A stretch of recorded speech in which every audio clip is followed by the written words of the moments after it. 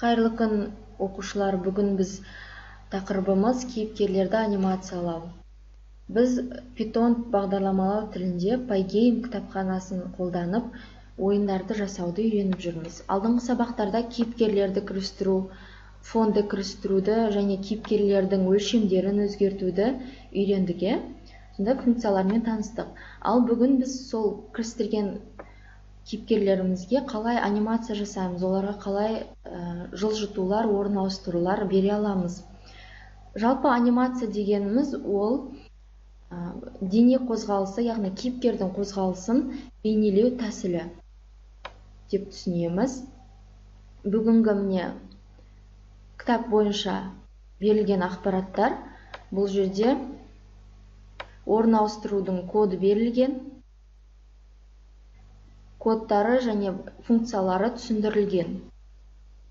Қазір біз кодты жүзеге асырып, нәтижесін алып көрейік, содан кейін функцияларға жеке тоқталамыз. Пусттың ішінен Python бағдарламасын ашамын, компиляторын. Мен алдын берген онлайн сайттағы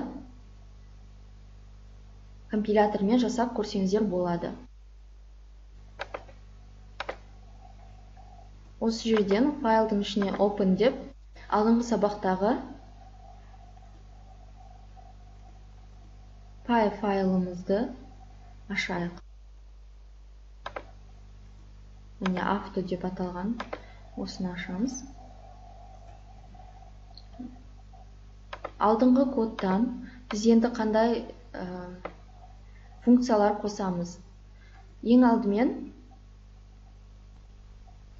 бізде бірінші автолар тұр, яғни car PNG деген сурет бізде кейіпкер ретінде кірістірдік. Ол 4 рет орналасқан. Screen bleed функциясы бұл мына берілген нүктенің қиылысында осы суретті орналастырады. Осыдан кейін біз Pygame display flip функциясы арқылы, мына жерге де бірден копировать етіп қойық. Функциясы арқылы біз тереземізді жаңартып аламыз, яғни суреттер қойылады. Автоның суреттер төртеуде. Келесінде енді біз бұның программаның тоқтау функциясын жазу керекпіз. Ол мына жерде берілген Pygame time delay. 1000 миллисекундқа тоқтатамыз осы функцияны қолдану арқылы.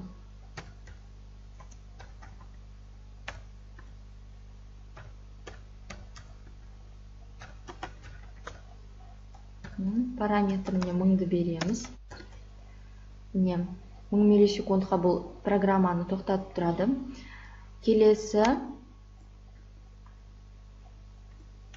қайтадан екінші автомыздың екінші орналасу нүктесін беру керекпіз. Ол үшін біз screen bleed, яғни осы нүкте бойынша орналастыру нүктесін береміз функция арқылы. Оны біз 200 қадамға оңға жылжыту керекпіз, яғни 200 нүктеге x өсімен оңға жылжыту үшін біз не істейміз? Бастапқы берілген нүктені x-ті, міне нау x, нау y бізде. Осы x-ті 200 нүктеге жылжыту үшін сонда бізде 250 болады. Ал y-іміз өзінің нүктесінде қала береді. Функциямызды жаздық. Кейін қайтадан терезе жаңартылады, жаңаланады. Ол функциямыз тұр. Енді осыны жүзеге асырып көрейік.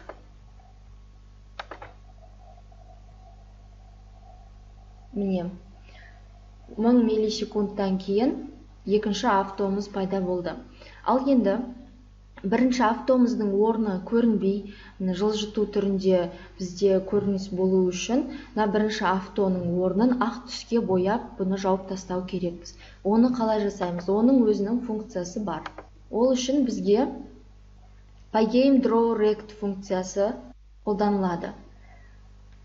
1000 миллисекундқа тоқтатқаннан кейін алдыңғы нүктедегі, яғни 50-30 нүктесіндегі суреттің орнын ақ түске бояймыз. pygame нүкте draw нүкте rect. Яғни төрт бұрышты, rect деген rectangle'дан шыққан ғой, төрт бұрышты фигурамен ақ түске боялады. Screen деген бұл біздің мына бастапқыдағы тереземіздің өлшемін берген кезде терезені біз screen сөзіне теңестіріп алғанбыз. Сондықтан мұнда screenді жазамыз. Ол сол терезені тауып алу үшін.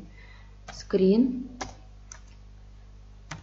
түсі 255 бұл RGB түсе, ақ түстің шифры. Келесінде мына жақшада жазылған бұл нүктелер. Біз тік төрт бұрышпен аққа бояймыз дедік қой. Яғни тік төрт бұрыштың. Мысалы, мынау тік төрт бұрыш бізде мына жердегі. Осы координаталық жүйеде тұрған кезде мына нүктенің координатасын береміз. Яғни x пен y-тің қиылысын. Сосын мына нүктенің x пен y-тегі қиылысын беретін боламыз. Бірінші бізде қандай нүктені аламыз? Әрине ол басында суреттің қойылған міне нүктесін аламыз. Ол 50-де 30. Келесі екі нүкте, ол біз мынау бастапқы нүктеден бастап өлшемін қосамыз.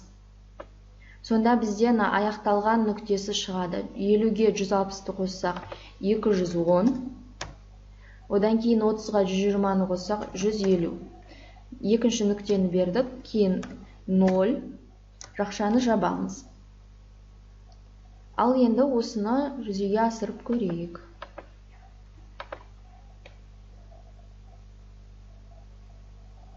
Міне, орны ауыстырған кезде бірінші автомобильдің кейіпкердің орны ақ түске боялып, ол жойылып кетті.